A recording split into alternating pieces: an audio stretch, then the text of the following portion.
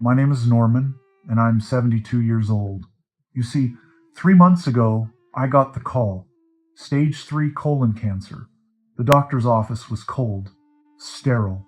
I remember staring at this poster on the wall about digestive health while she um, explained treatment options, survival rates, all of it.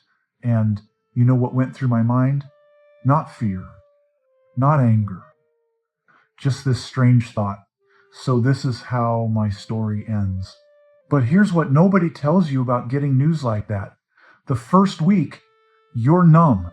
You tell your family, you make appointments, you research treatments. You're in survival mode. Honestly, it's the second week when it hits you, really hits you. I woke up one morning, looked at my wife sleeping next to me, and I started crying. Not because I was scared of dying. I was crying because I suddenly saw my entire life laid out in front of me like a map, and I could see all the places I took wrong turns. I spent 38 years as an accountant. 38 years. I was good at it, made decent money, provided for my family, retired with a pension. But here's the truth I never admitted until cancer forced me to look at it. I hated it. Not every day, but most days. I hated the fluorescent lights, the endless spreadsheets, the performance reviews, the office politics.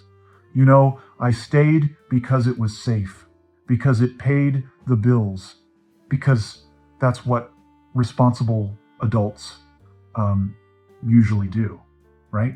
When I was 23, I wanted to be a woodworker. I loved working with my hands, creating things. My grandfather taught me when I was a kid.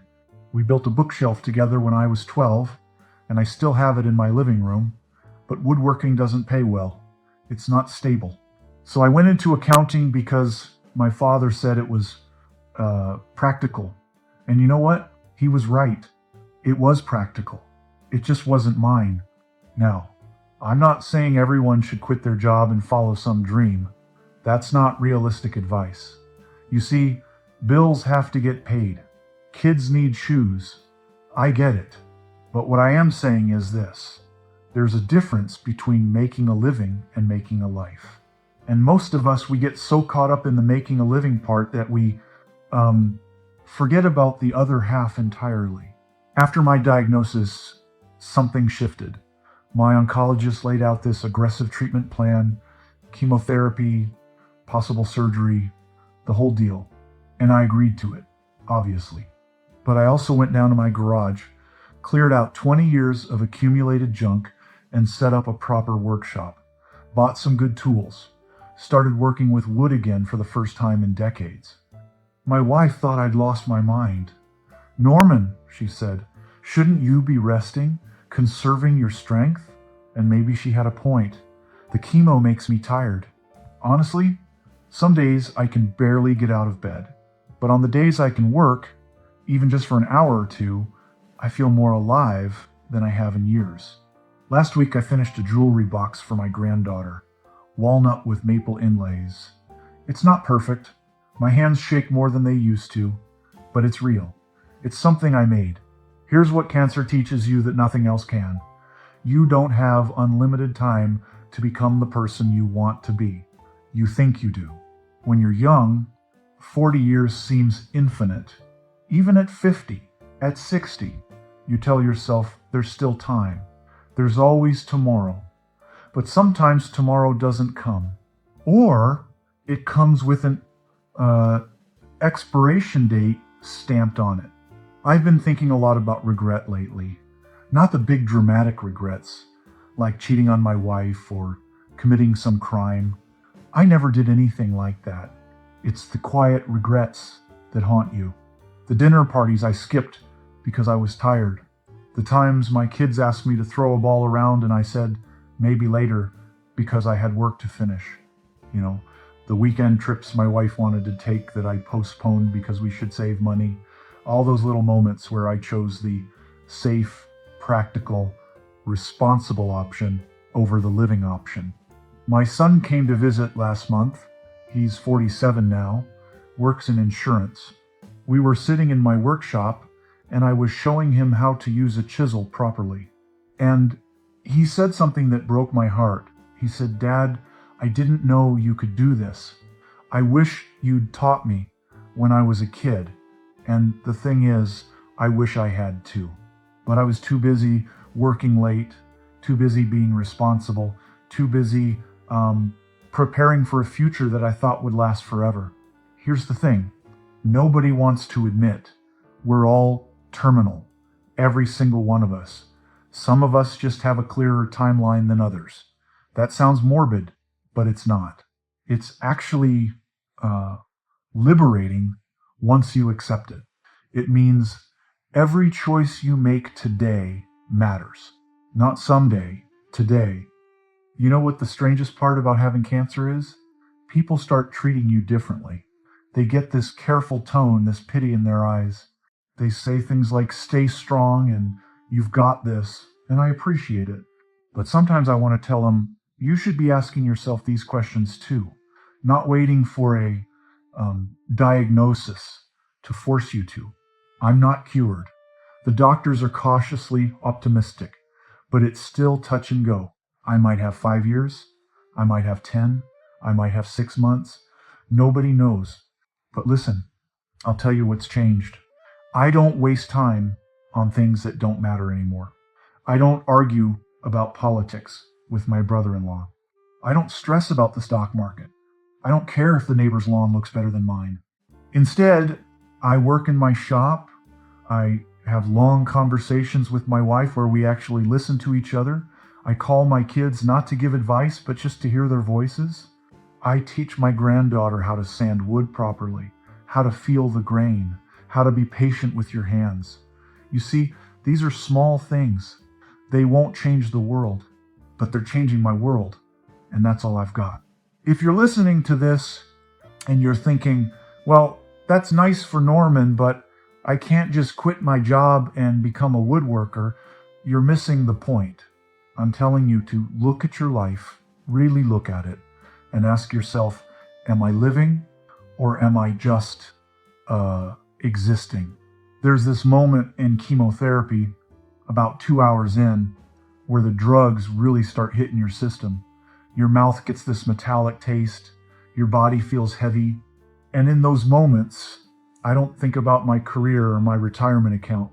I think about my wife's laugh. I think about the smell of sawdust. I think about my daughter falling asleep on my shoulder during a car ride. Honestly, these are the things that matter. Everything else is just noise. You might be watching this and thinking I'm being dramatic because I'm sick.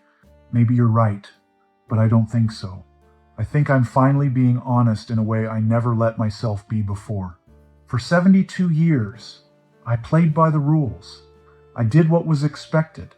I was a good employee, a good husband, a good father, but I wasn't always good to myself. I didn't honor the things that made me who I really am. My grandfather told me something when I was young that I didn't understand until now. He said, "Norman, at the end of your life, nobody's going to care how clean you kept your desk." I thought he was just being folksy, maybe a little bitter, but he was trying to tell me something important. He was trying to tell me to live. If there's anything I want you to take from this, it's this. Don't wait for cancer or a heart attack or some other crisis to give yourself permission to live the life you actually want. You don't need permission. You already have it. The question is whether you'll use it. I started chemotherapy on a Tuesday. On that Saturday, despite feeling terrible, I went down to my shop and started a new project. A chess set, hand-carved, for my son. Will I finish it? I don't know, but I'm going to try, because trying is what matters. Showing up for the things that make you feel human is what matters.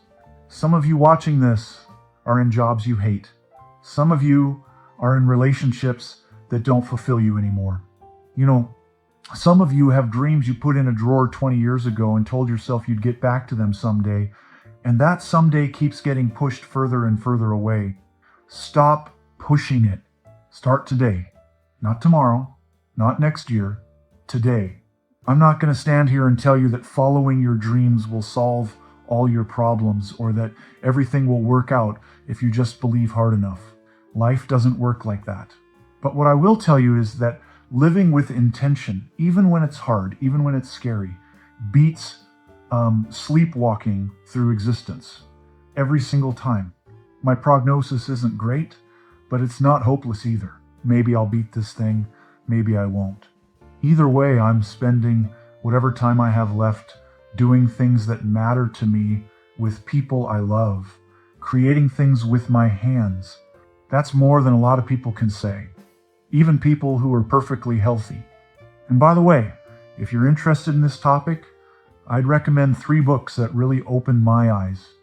When Breath Becomes Air by Paul Kalanithi, The Top 5 Regrets of the Dying by Bronnie Ware, and Man's Search for Meaning by Viktor Frankl. Read them. They'll change how you think about time and purpose. I'll put the links in the comments and the description. On this channel, myself and others share life advice and memories from our experiences. If you found this valuable, consider subscribing and turning on notifications. And if you resonated with any of this, leave a comment. Tell me what you're going to start doing differently. Hit that like button. Share this with someone who needs to hear it, because I've got more to say while I still can. If you've got your own story to share, something you think people should hear, go ahead and fill out that form in the description. The next video could be yours.